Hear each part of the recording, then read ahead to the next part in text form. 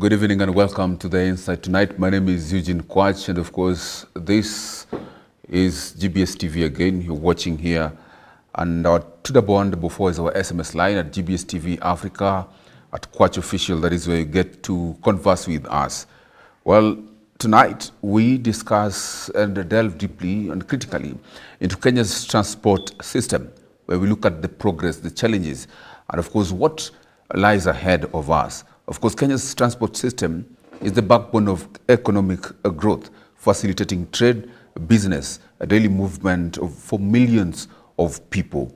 From the bustling highways of Nairobi to the ambitious SGR, the country's infrastructure has actually seen significant development. Yet, despite these strides, challenges such as traffic congestion, road safety concerns, and the high cost of transport continue to frustrate motorists and commuters alike. At the heart of these discussions is Peter Murima, who is the chairman of the Motorist Association of Kenya, a leading voice in the advocating for the rights of road users.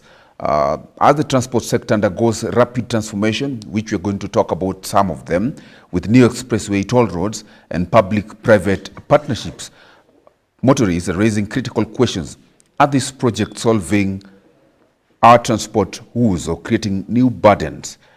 We are asking, is public transport evolving fast enough to meet the needs of urban populations?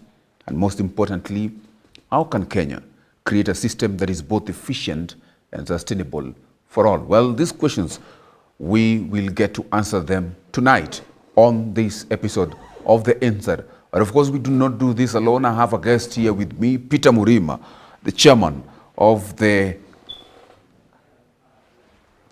the Motorist Association of Kenya. Thank you so much, sir, for joining us for this conversation once again, and good to see you. Yes, good evening, Mr. Kwach. Yes. And thank you for welcoming me to this evening episode of to delve on matters that affect our transport and the economy in general. So thank you for welcoming me. Welcome back.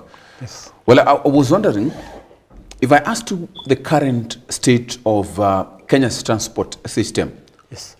as the chairperson for the Motorist Association of Kenya, what will your answer be? Yes, I would say that the transport sector within the country is quite robust, as you have said, because it involves the transport of persons and goods. So everything you eat or everything you consume goes through the road. When you want to travel from point A to point B, you use the road. And we have all manner of road transport. And mostly we are dealing with road transport. Though other transports like air, shipping, and also that's what you call train or the rail also affects us. But you'll find that we have various modes of transport. That is the you can call private motorists who use their cars. We have what you call the taxi and cabs.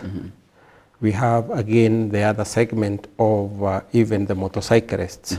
But you find now when it comes to the other area of the long distance travel, we have buses. Those are the long distance buses. We also have, because we the traveling shuttles that transport these people you call business people from point A, B to C. Those are the shuttles that carry 10 people. They are very convenient. Okay. And also we get even what you call the other 7-seaters. Those are the Foxes and Sientas and all others. And in the interior, you find the ProBox, the humble ProBox. It does very good work.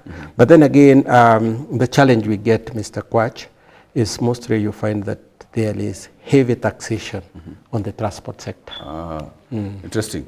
That is the current state of affairs concerning transport system, according to the chairperson for Motorist Association of Kenya. Thank you so much. But just in a jiffy, Yes. What is the work of this association in maybe 3 words or so?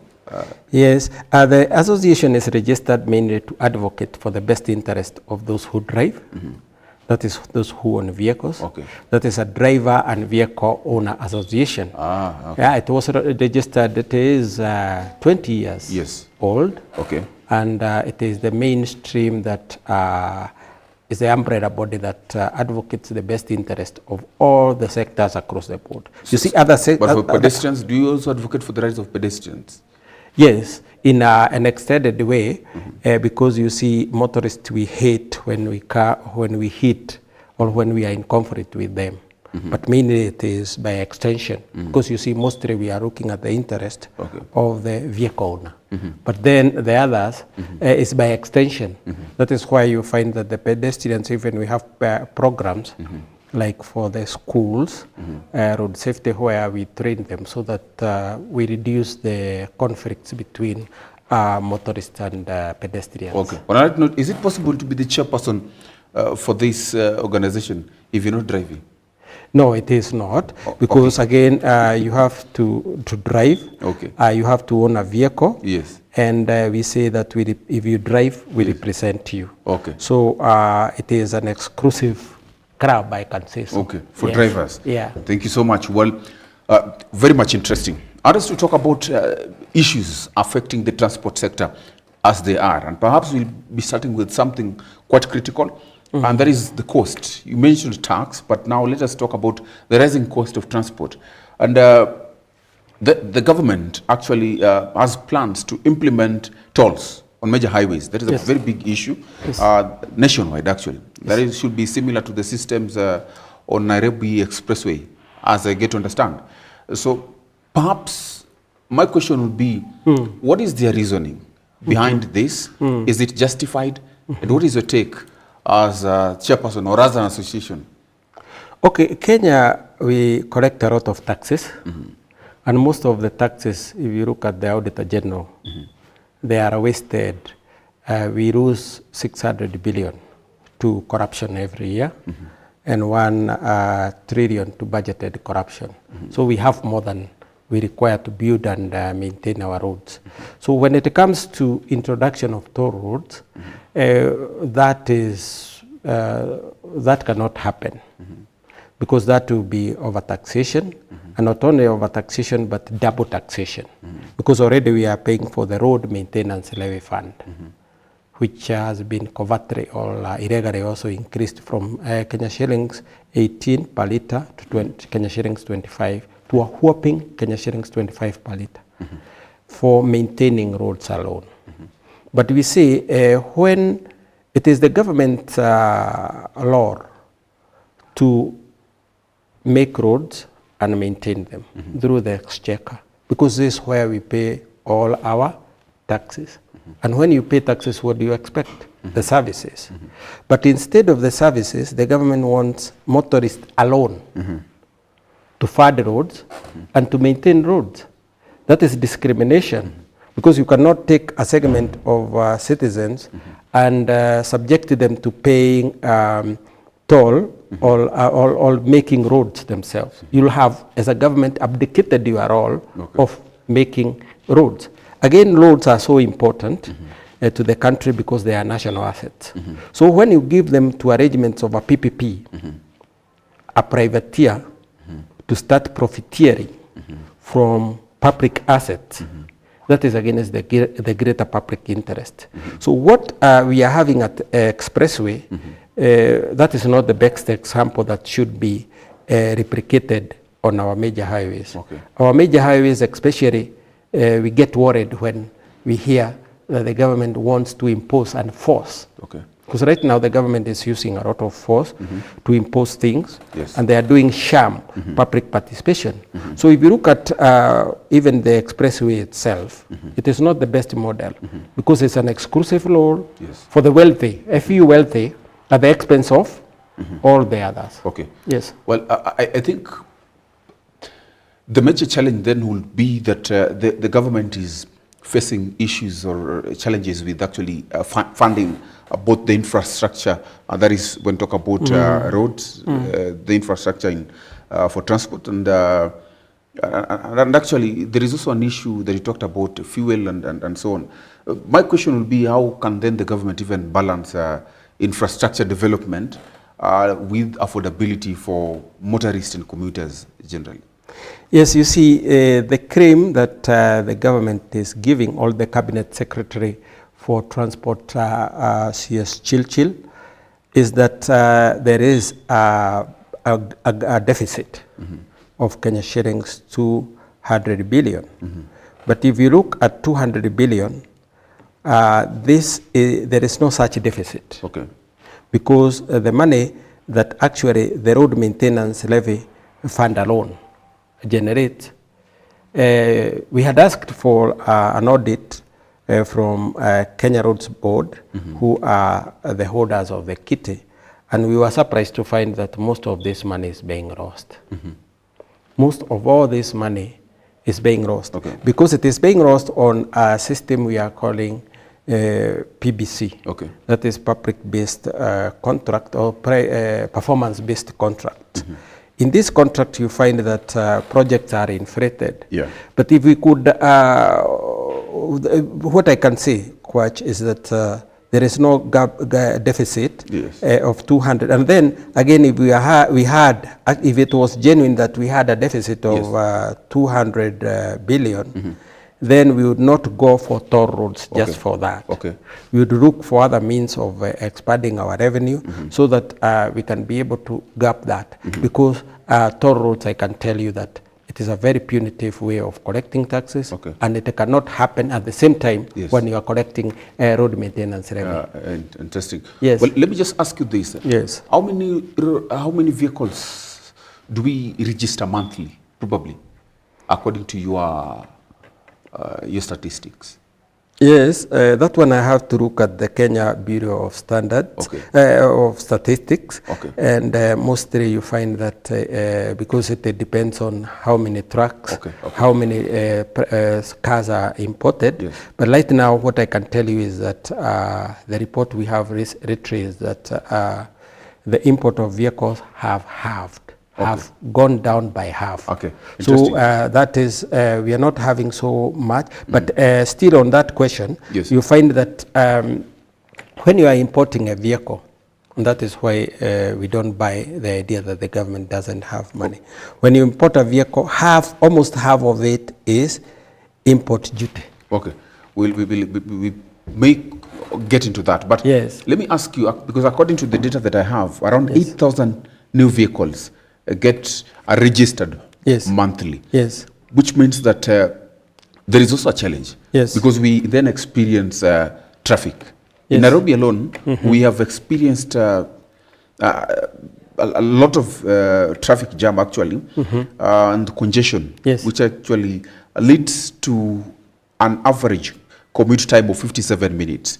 Well, my question will be like, from where you sit, what are these practical solutions actually that can be done or can be given actually, or things that actually, when prioritized, can ease the congestion in Nairobi and of course other major towns like maybe Mombasa or so?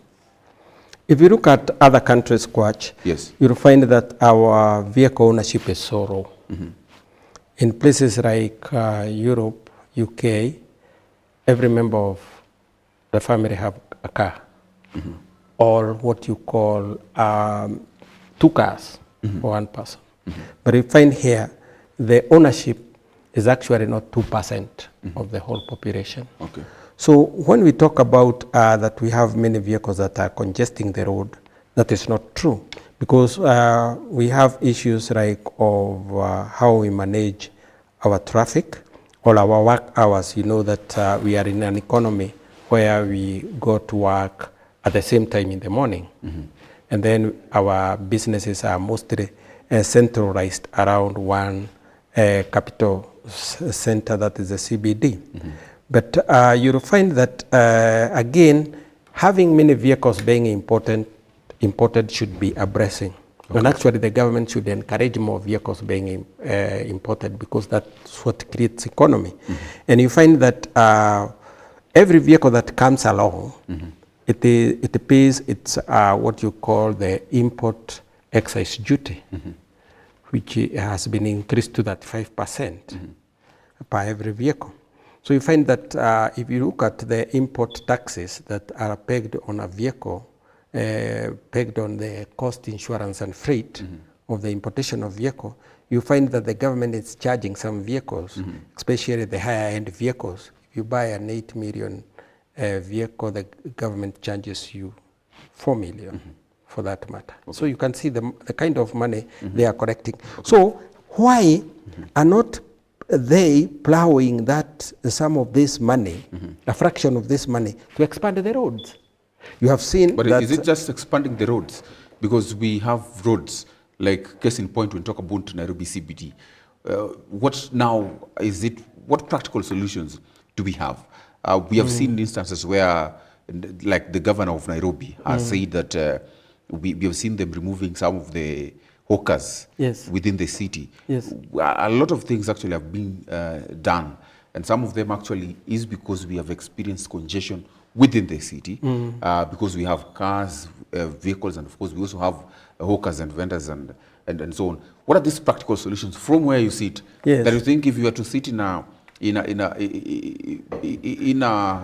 committee that will actually be looking at this issue, your advice to the government perhaps that will suffice? Yes, we have sat with NAMATA, that is Nairobi Metropolitan Transport Authority, who are bestowed or who are tasked with ensuring that the Nairobi transport system works, besides the county government of Nairobi.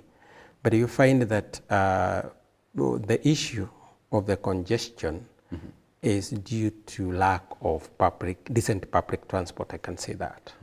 So why you find many private motorists driving using their personal cars is because there is no decent public transport.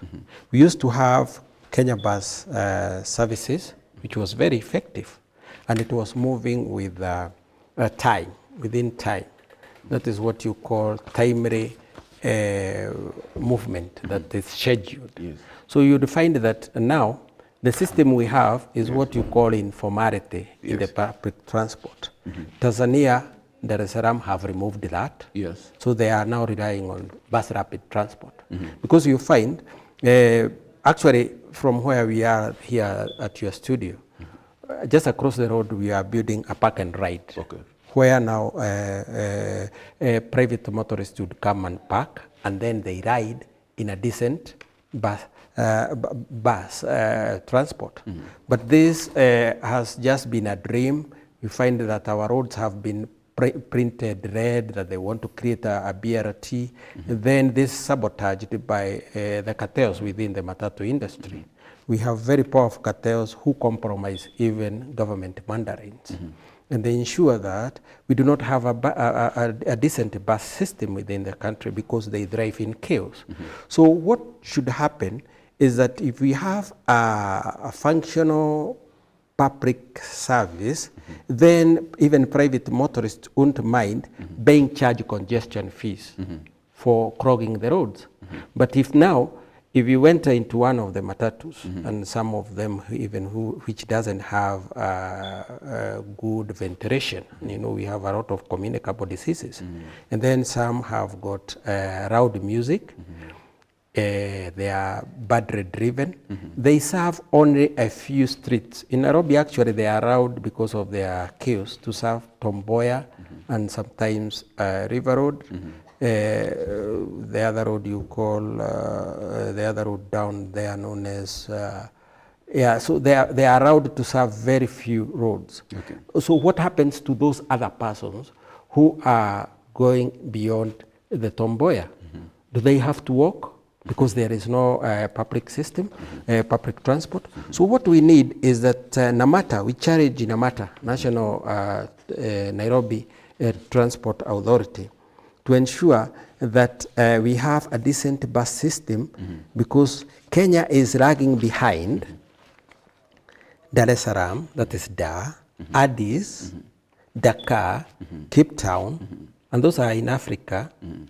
And you find that Dakar, and those are the cities that actually have gone ahead to have a very functional bus rapid transport. So, but here we are still running with what you call minibuses that many motorists does not prefer. Actually, some matatus are not around in estates like Kitusuru. They're not around in many estates. Okay. So what do you expect those people to use? Let me just ask you a question based on actually what you have said. Yes. Because you've talked about the chaos that have been experienced.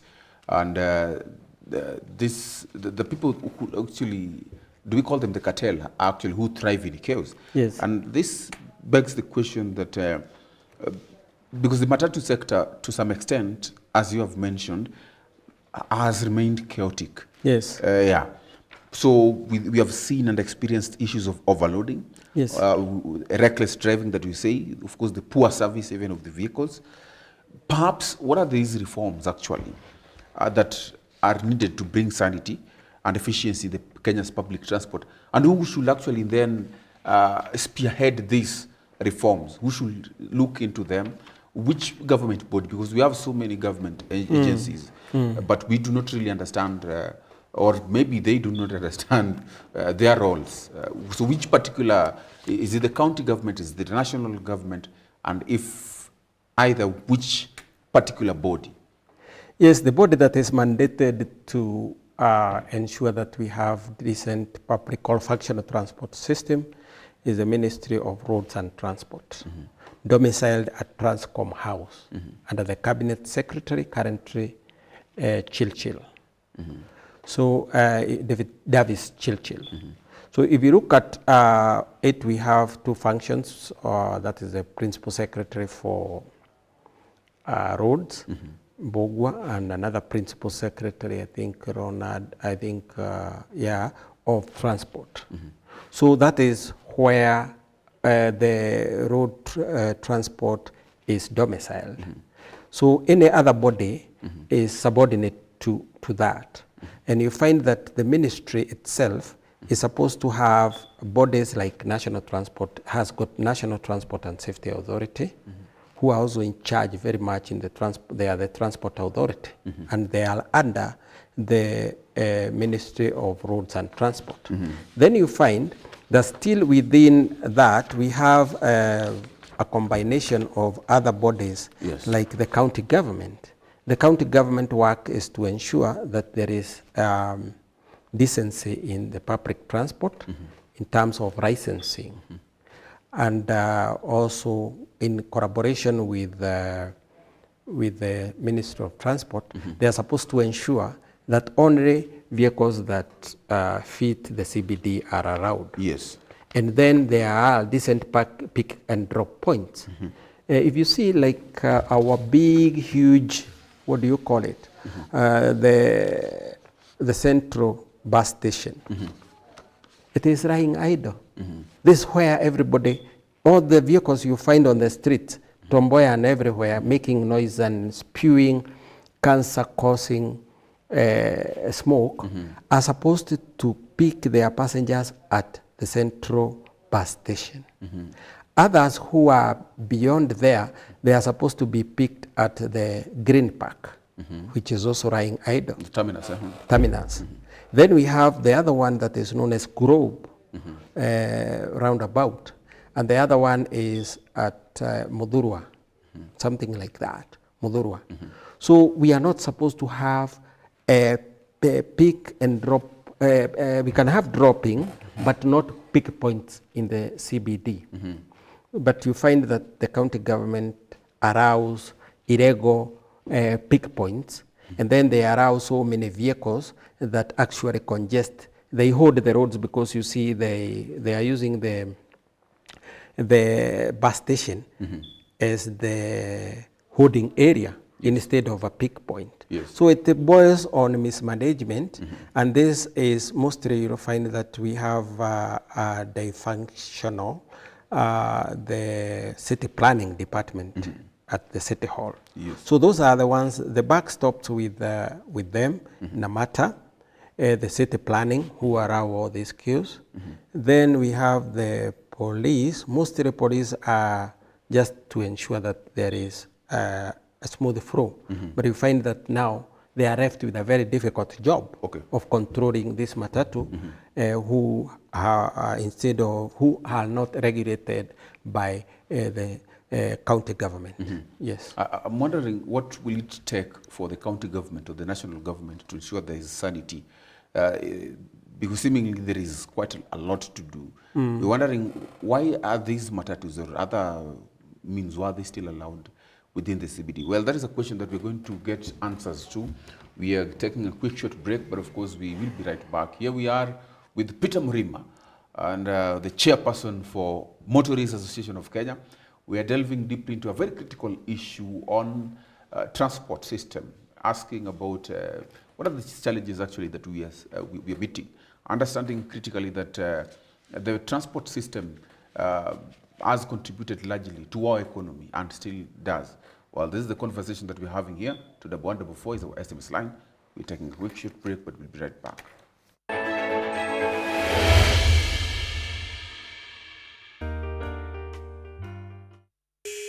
What is always before you but can't be seen? Kudiscover talent.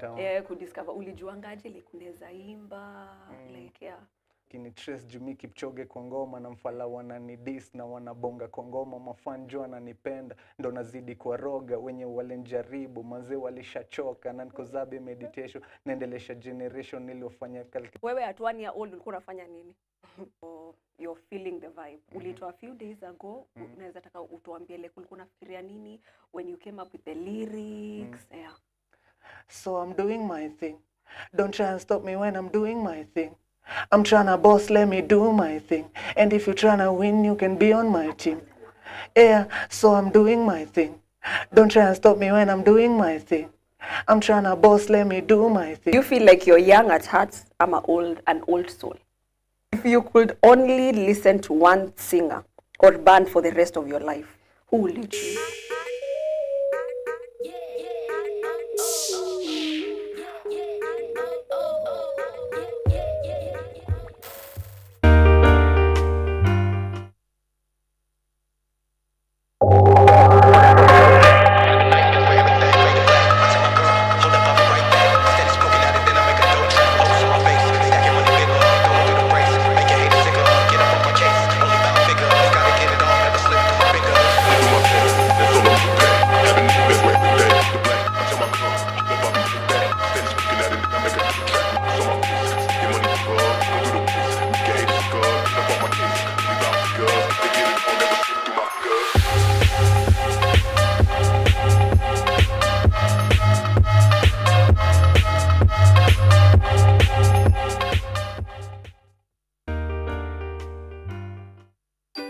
Welcome to Fun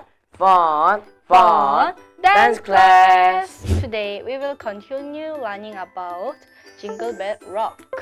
Friends, first you cross your arm and put it on top of your head, and as you go in left side, you open it, then you come back to your place. And then you make your leg 90 degrees, and then as you put your legs until 90 degrees, you need to jump a bit. 1, 2. Then as you jump a bit, you need to stretch your hands downwards.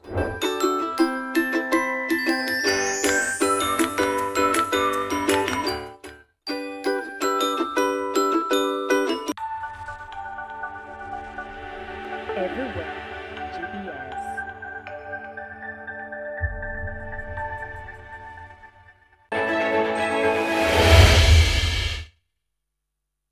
So much and welcome back to the Insight. Of course, we still have this conversation on the transport system, and we are here with Peter Murima. Peter, well, there is an issue of accidents. Yes. Which is actually also a very critical issue that actually has affected road users. And when we talk about road safety and accidents, it is an issue that is touching so much, because we understand what this has done, and so many people have actually been affected a lot with this. And it's very important then that we have a road system where we can ensure safety of people without unnecessary accidents, both to pedestrians and even motorists. Well, when we talk about this, perhaps some of the issues that arise are on the policies or other initiatives that have been, that perhaps could have not been strengthened, that have seen these fatalities. What are some of these policies actually that you think we can strengthen to reduce road fatalities and even improve safety? We lose, last year we lost 5,000, close to 5,000, 4,700 people on the conservative side. And World Bank documents the fatalities statistics to be higher, actually what you call to the region of 10,000 to 13,000 people every year. Because what we do is that the statistics we get are those that die on the spot. Those other who succumb later are not documented. So there are many who die, others who are maimed for life, and others who have serious injuries and small, slight injuries. And then we lose around 450, according to NTSA report, 450 billion Kenya shillings every year. That's a whopping amount of money in terms of loss of human life lost, damages to vehicles. So this boils down to how we manage our road safety. You find that currently we do not have, National Transport and Safety Authority does not have the capacity to do safety or to learn to manage safety. What they do is enforcement, and enforcement is fault finding. It's far from road safety. So road safety requires professional people, renowned, because we have standards, world standards, like ISO standards. And right now, unfortunately, we are 70 years behind the standards of these other developed countries. So you find in Europe and in the Scandinavian world, we have what you call measures that ensure that we have almost zero fatalities. That is in terms of road design, how our vehicles are. I can tell you, Kwach, right now, without fear of contradiction, that there is no road, what you call vehicle inspection that is going on. Okay. Why? People are buying those stickers. So what is the result of that? If you look at our matatu, and this answers a question you had asked earlier, why mostly they are preferring to use their personal vehicles? It's because you find in these vehicles we have protruding bolts in the seats. Some of these seats are bag invested. The windows cannot open, which brings the communicable diseases. And then if you look at the policy of road safety, NTSA got that responsibility. So what are they doing with that responsibility? You can remember we had a BBC report that said that most of the drivers you find on the road are not qualified. They buy their licenses. They collude with the driving schools and some rogue NTSA officials, and they get these driver licenses. So you can imagine someone who is not well trained, because you can attest to when you are doing your own driving license, what tests were administered to you. Sometimes you get to the vehicle and just drive, and then the inspector tells you to stop.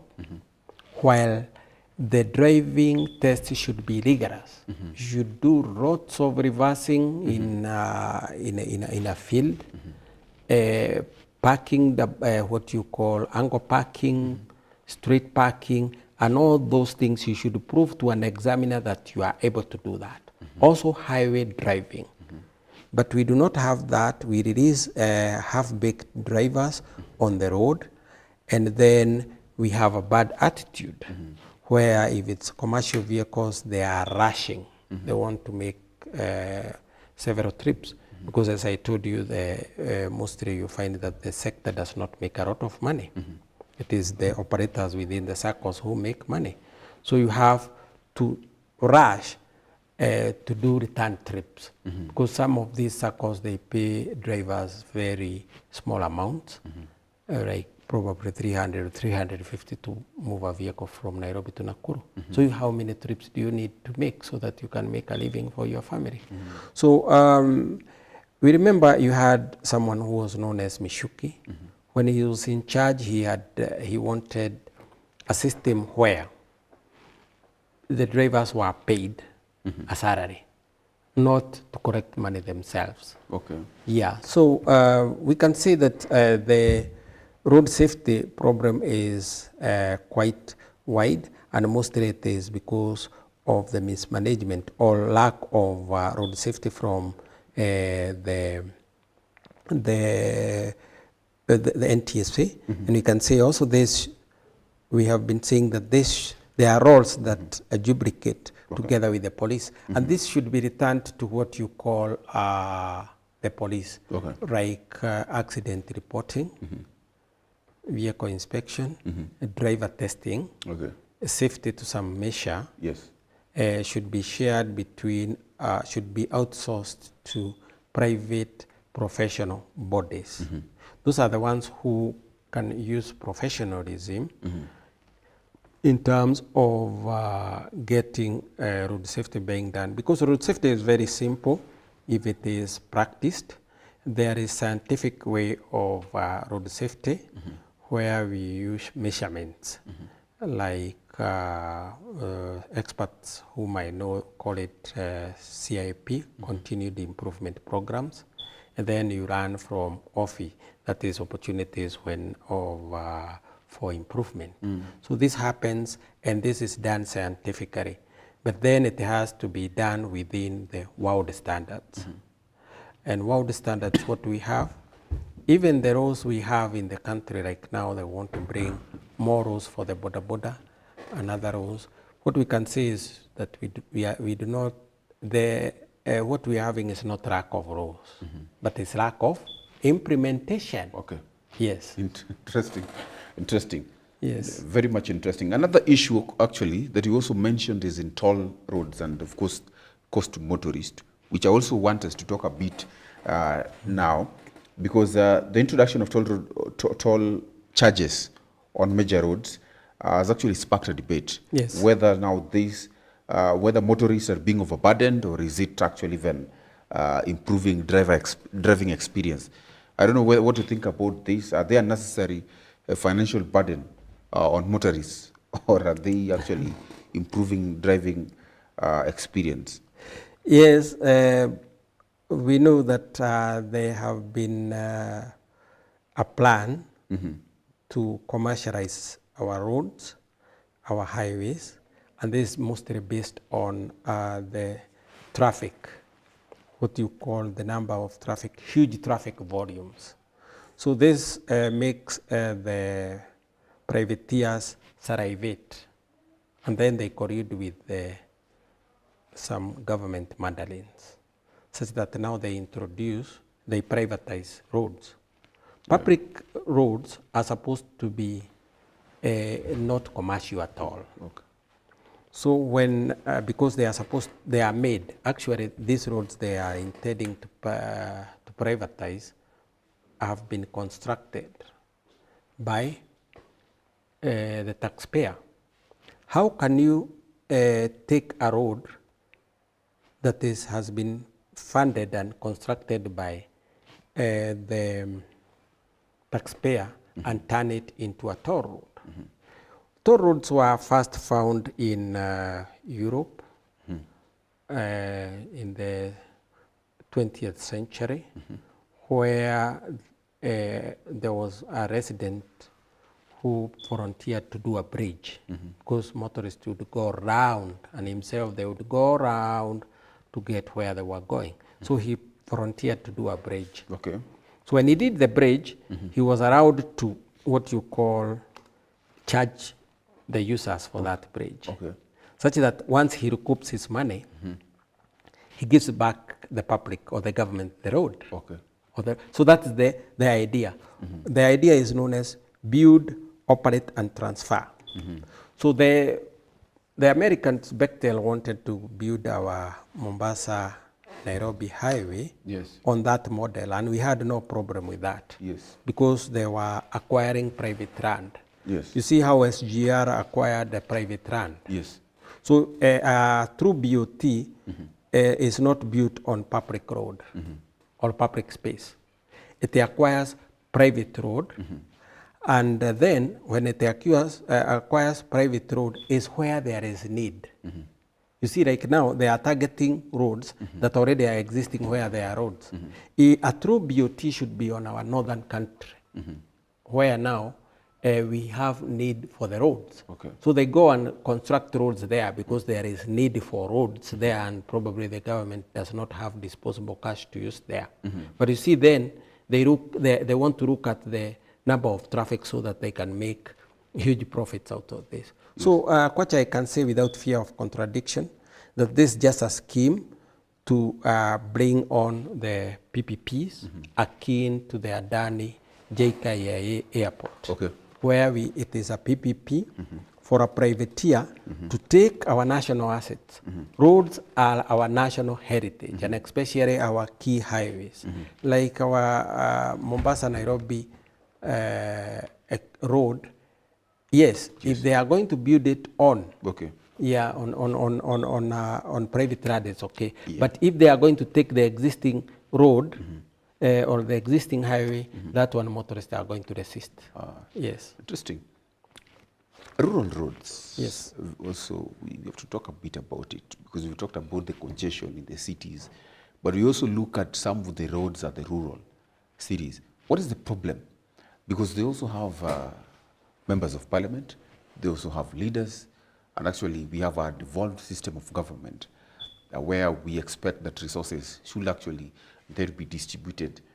I think that will also maybe raise the question of how are even resources then even distributed within the country, because that is a political question actually.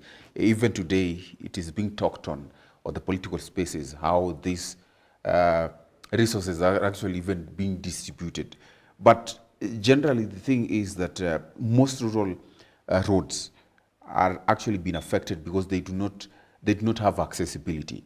And this has actually affected trade, because some of these roads are very impassable, and therefore even farmers or even other traders may not be able to efficiently transport their goods, economic goods. What do you think about this? And actually, what are these strategies that should be adopted? Yes. Or do you think that it's a political question? Yes, Kwach. What we have is that in the wisdom of our constitution, it is very well clear that the county government should get an allocation, a good allocation of money. And actually this has transformed many areas where we have prudent governors making rural roads very accessible. Yes. Or grading them, not only grading them, but graveling them, putting the gravel or the gravel that helps them to be all season. Yes. So that one has happened, and we have seen that it has improved to some extent. But then not all governors are so effective, and then the national government is not giving them enough resources. And where we have the KERA roads, the Kenya Rural Roads Authority, taking charge, we have seen that again they are inflating the costing, which means that money that would have done more, there is a lot of corruption within that. So money that would have done so much is doing very little, and then it is not built up to standard or up to the specification that are required. So mostly you find that KERA roads are being managed or by politicians. The MPs are the ones who are controlling that kit to a greater extent. So on our rural roads, you'll find that where we do roads, when you do a tarmac road, it becomes easy to manage and or maintain. The maintenance becomes low. Yes. So what we'd say is our market should be tarmacked. We have seen some governors doing that, and that reduces the regular need of keeping on grading them, and also removes the element of dust. So it is just a matter of allocating the county government's money, and then they utilize their allocations well. Yes. Interesting. Interesting. Another issue, actually, because of time, Yes. is when we talk about the transport system, we have introduced, I understand, the adoption of electric vehicles, Yes. EVs actually. So the transition, what is your take on the transition? How is it going about? Are we going to see, because even the other time when there's a time President Ruto was driving in an electric vehicle to KICC. I don't know whether you can remember, there's a time Yeah, we I talk can about remember climate that. change. There's a lot Yes. of climate change. And I was thinking that the president will continue driving on the same. But that has not been quite. Yes. How about this transition? Where do you foresee it in the future? Okay, the electric vehicle, that is the EVs, we are with them now. But there are challenges because they are very expensive. And then again, there are challenges of how to dispose those batteries once they are done. And then the batteries are very expensive. So we thought that they will be less expensive. That is one challenge. But then again, their benefit cannot be gainsaid, because you have seen that especially the public service vehicles, the buses we have, they are very green and environment friendly. And then we are happy also because they have been built using the bus chassis, unlike the matatu we have here, which are built on lorry chassis. So you'll find that the electric vehicles is a challenge because, again, there is that global push. Okay. Some people call it New World Order. And we need to look at whether there is the people who want to control, that is how the geopolitics of the world, using the such measures of climate change. If you look at the what they call the print of the emissions, our country Kenya contributes minimal world carbon whatever. So you find that, but then we are being forced. Those that contribute or make a lot of produce a lot of carbon in the world, they are the ones who want now us, instead of them first of all ensuring that they upgrade to electric vehicles. So there are challenges of electric vehicles, and then again we look at, we know that we have our own oil deposits which are yet to be utilized, but then that is a very interesting area that we are looking at, and we will be exploring on and advising our members on how to roll out this, but we are looking at it with skepticism, and we are still studying how they are being rolled out. How long will it take for maybe a nation like Kenya to fully adopt now using electric vehicles? How will that future even look like?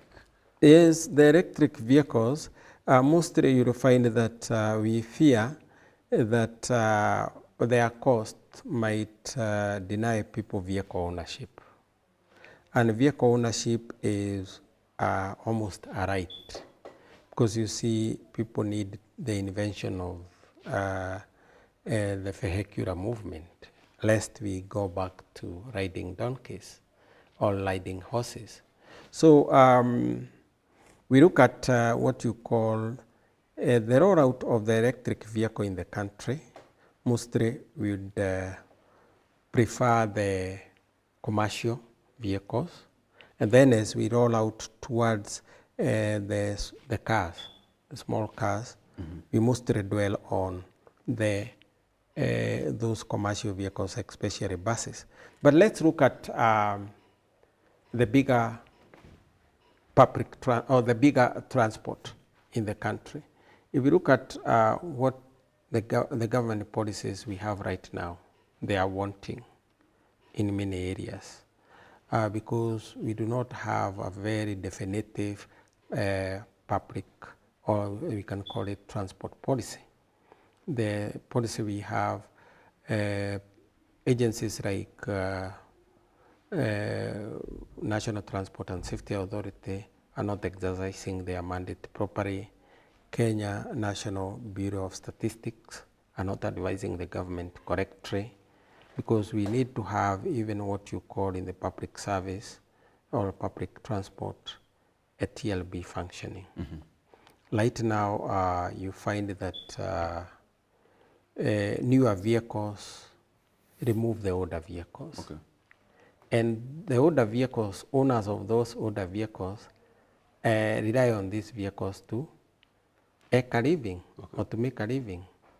So now they are bread earners for their families. Okay. But newer elitist circles come and dispossess the others, the what you call their genuine livelihood. Yes. So if you look at that, you'll realize that as we are rolling out the electric vehicles, we have other things that we have to look at. Okay, thank you. Corruption.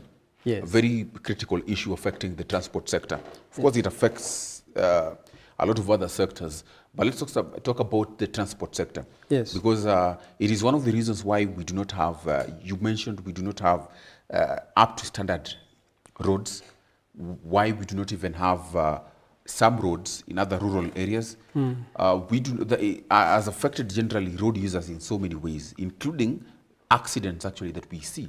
Yeah. Even, we've talked about certain policies actually that are restricting even public means, Yes. or rather some vehicles from entering into the CBD. But we've seen this has been ineffective for quite long, probably because of corruption. Let me ask you, Yes. from where you sit, how can we improve accountability and transparency in the public sector and the stakeholders when you talk about the police and all those other people actually that are involved, and even the cartel, how can we deal with them? Yes, Kwach, corruption is a huge problem, and actually sometimes even we give it a very kind name. Corruption is theft of public resources. So those who steal the public resources are the cause of bad roads, because you find that roads, the money that is supposed to be allocated for roads is stolen. And when you steal money from the contractor and you give them, you ask for a kickback, what does the contractor do? He does shadow work. He does a less standard of a road. So that alone now contributes to now bad roads that contribute to accidents. Then you find that there is the other form of corruption where the police allow vehicles that have got mistakes to, once they pay the, what you call the protection fees. Some of this is paid even to their seniors in the offices. Others are taking them. You have found, recently you have seen that is what we call Ethics and Anti-Corruption Commission arresting police who are notorious. They are taking bribes, brat and tray on the road without fearing anybody. They don't fear even the passengers. Within a matatu, they just correct and continue correcting. One matatu will tell you that sometimes they pay in the excess of 2,000, 1,500 every day. That's a lot of money paying, which is lost. So corruption. Should they take fearing those in the vehicle? Yeah, you see, we had Mishuki where we had citizen arrest, but nowadays we have not empowered our citizens to that level. Who should empower the citizens? The Minister of Transport. Okay. The Minister of Transport is the one who should come up with a very stringent measures to ensure that there is no corruption, because we say that the fish rots from the head. So if the corruption is up there, Yes. then everybody falls into the corruption. Okay. But if they stop the corruption from up there, you'll find that we will not even have the cartels who are on the roads, because the cartels pay protection fees. So it is a very elaborate syndicate of corruption. But I don't know, but we are happy that EACC is arresting those very blatant people who are doing this corruption. An interesting conversation. I don't know, does your association also advocate for Boda Boda? What we do is that we are registered also, I can say motorcyclists are eligible to join the association. Okay. But mostly you'll find that mostly we dwell with the private motorcyclists or private bikers, because the Boda Boda have got enough associations that represent them, and again we are mostly dwelling with the motorist issues. Okay. That is the vehicle owner and vehicle. But then again, we partner or we collaborate with the Boda Boda associations to ensure that we have conflict resolution programs. You have heard where Boda Boda assaulted motorists in the past and even touched our vehicles or molest. When an accident happens or a slight accident, they don't want to know whether you are in the wrong or they are the ones who are in the wrong. They just molest you and beat you, sometimes steal from you. But we are happy that the government has rolled out more regulation and more laws that are in Parliament right now as we speak. Yes. So we believe that after that, Yes. we are going to have a better coexistence Yes. between the Boda Boda, because the Boda Boda has become a very important transport sector Yes. of carrying people, and it is earning livelihood for very many youth and Kenyans. So Kwach, we are looking at a better future, Yes. better collaboration, Yes. better coexistence with the Boda Boda sector, Yes. the Matatu sector, Yeah. the truckers. See the truckers. Yeah. Mostly you find that also you fear when you are driving down Mai Mahiu Yeah. in a car. Yes. You fear the trucks when they are driving at high speed. Yeah. And going by the accidents that nowadays are happening Yes. involving the trucks. Yes. We are also going to have programs Yes. with them so that we can coexist on our roads. Yes. And Kenya has progressed very well on roads, Yes. but we are still pressing the government to expand the roads, Yes. minus the tolls, Okay. using our money. What is your final remarks as we exit the show tonight? My final remark is that I ask the government, especially the Ministry of Transport, Cabinet Secretary, to not overtax the vehicle owners or the transport sector, because this is the sector that helps grow the economy. It is important just as money. The transport sector is important to the economy just as money, because it's the one that drives the economy.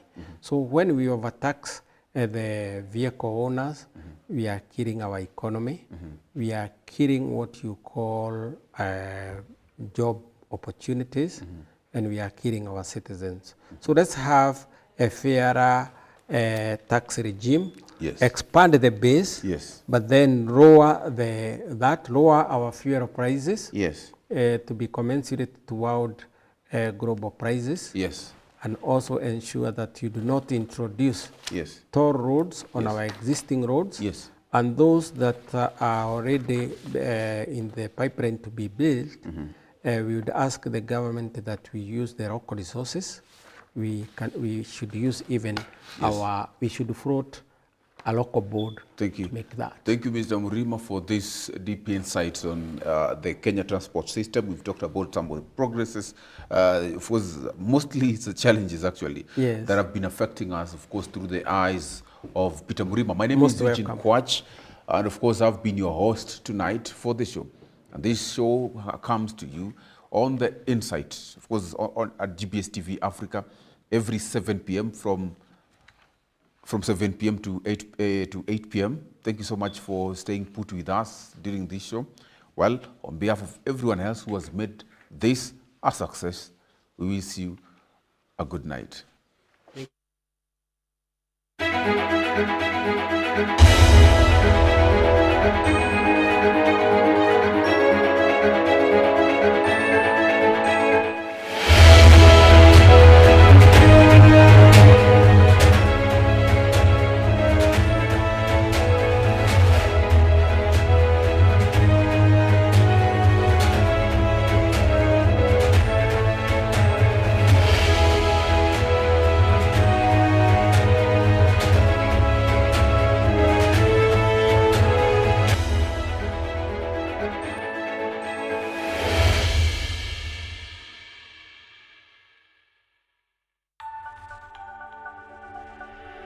Everywhere, GBS.